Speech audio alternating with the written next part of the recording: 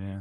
Well, and that's the thing. As much as I hate the term rock bottom, I think it's an easy one for people to digest. Is they all think that for all of us, we've lost our kids, our wives, our homes, our jobs, been to jail, and all those things. Granted, I did break out in the silver bracelets one time, you know, but it's not always that case.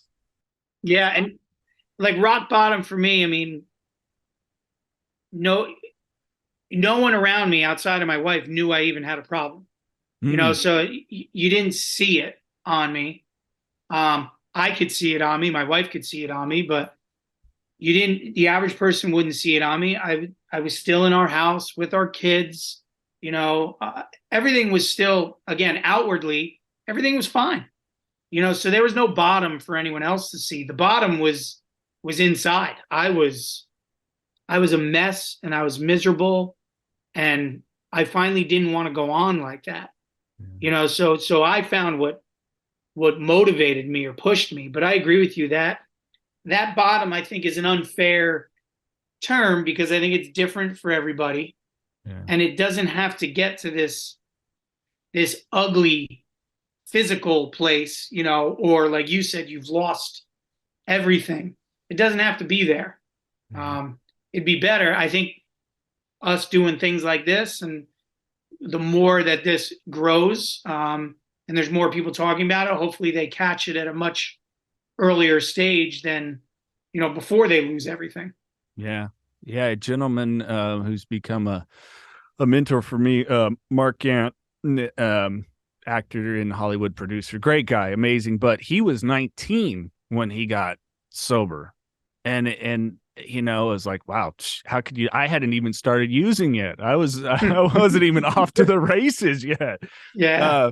But he put it real well. He was in a meeting and there was these old timers there, and he was doing much like I had too. I'm not that guy. I'm not this guy. Whatever. I'm just a guy that, primarily when I don't have my kids, I like to party and go out and chase chicks and whatever bullshit. But he said an old timer looked at him and he goes, yeah, you're not yet like us. And he goes, you have yet to lose a marriage, lose your job, harm anyone, or let alone kill them. So you're only 19, but that's the only difference. You have Yeah. yet to reach these things, but you're no different inside. Yeah. Yeah. I mean, no truer words, right? It's all heading to the same place. Yeah. And I consider myself incredibly fortunate. It's like I give my wife so much. Credit's not even the right word. Her willingness to not only stick by me through all of the years of it, as unavailable as I was to her, still seeing the good in me and still trying to help me, because she kept trying to help me over the years, over and over again. But then, the moment I asked for help, she was the one who got me in rehab immediately.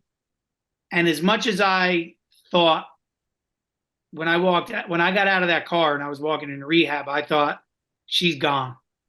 She will not be there when I get home. And I would not have blamed her. Mm-hmm. She was there waiting for me when I walked out of that rehab center. And she's been nothing but a rock solid support since I got home, and allowing me to keep my sobriety front and center, like priority number one, still over her, because she knows I can't give her what she wants or needs if I'm not sober. So her willingness to help figure it out, she doesn't understand everything, but her willingness to listen and try to understand, try to figure it out, and just be what I need her to be on a daily basis. I mean, she's insane. Incredible. It's incredible, because I would love to say that I would do that for her. I don't know. I wouldn't have had the patience for me. Right? I didn't even have the patience for myself. Yeah. This is the Knocking Doors Down podcast, featuring celebrities, experts, and everyday people who have overcome adversities, including addiction, mental health, and trauma to live purposeful lives. And that's what Knocking Doors Down is all about.